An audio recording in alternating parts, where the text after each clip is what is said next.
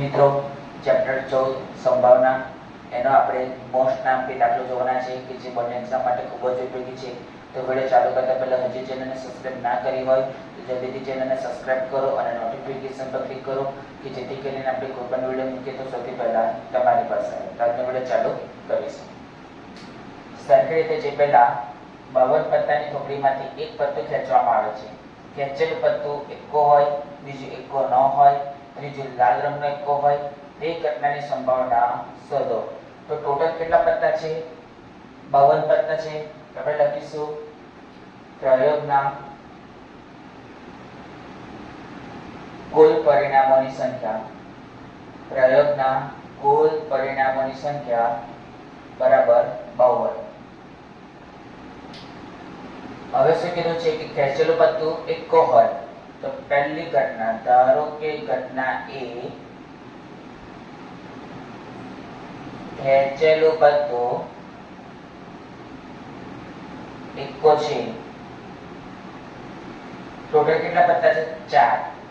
તો માટે ઘટના એ ને સાનુકૂળ પરિણામોની સંખ્યા બરાબર 4. માટે P of A બરાબર સાનુકૂળ પરિણામોની સંખ્યા છેદમાં પ્રયોગના કુલ પરિણામોની સંખ્યા 13 ચોક 52 બરાબર 1/13.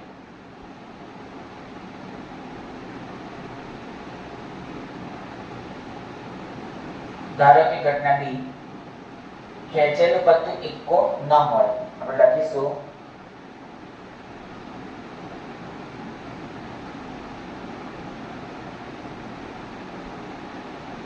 ન શબ્દાયો એટલે આપણે લખીશું કે માટે ઘટના વિભાગ ખેંચેલું પત્તું એકો છે. માટે ઘટના વિભાગ ને સાનુકૂળ પરિણામોની સંખ્યા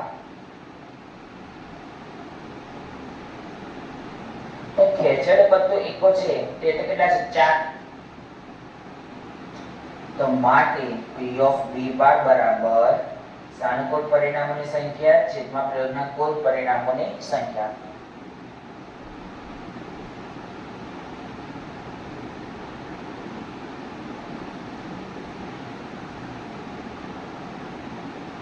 આપણે ઉડાઈ દઈએ 13 ચોક 52 તો બરાબર 1/13. પણ આપણે તો P of B શોધવાનો છે, પણ આપણે શોધીશું છે P of B બાર. તો આપણને ખબર છે કે P of A plus P of A બાર બરાબર A. અને અહીંયા શું છે? B છે. તો આપણે લખીશું કે હવે P of B plus P of B બાર બરાબર A. તો માટે P of B plus P of B બાર 1/13 બરાબર A. માટે P of B બરાબર આ પ્લસમાં છે તો કઈ જશે? માઈનસમાં. માટે P of B બરાબર 13 - 1/13.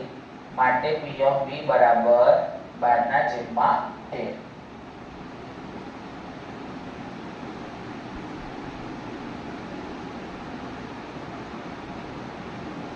ચાલો હવે ત્રીજી ઘટના.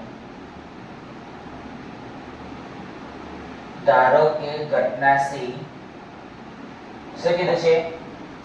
લાલ રંગનો એકો હોય. આપણે લખીશું કે ખેંચેલું પત્તું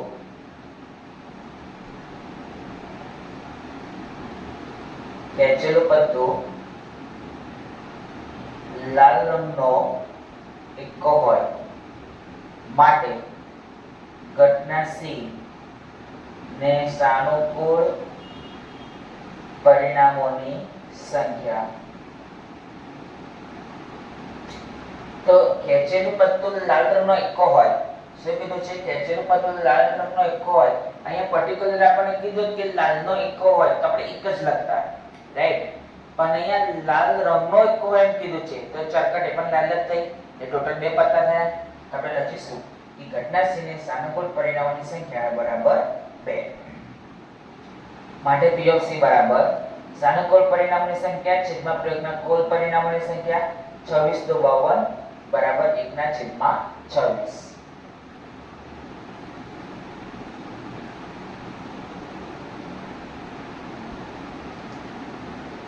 તો મિત્રો આજના વિડીયોમાં આટલું જ. કાલે ફરી નવા વિડીયો સાથે મળીશું.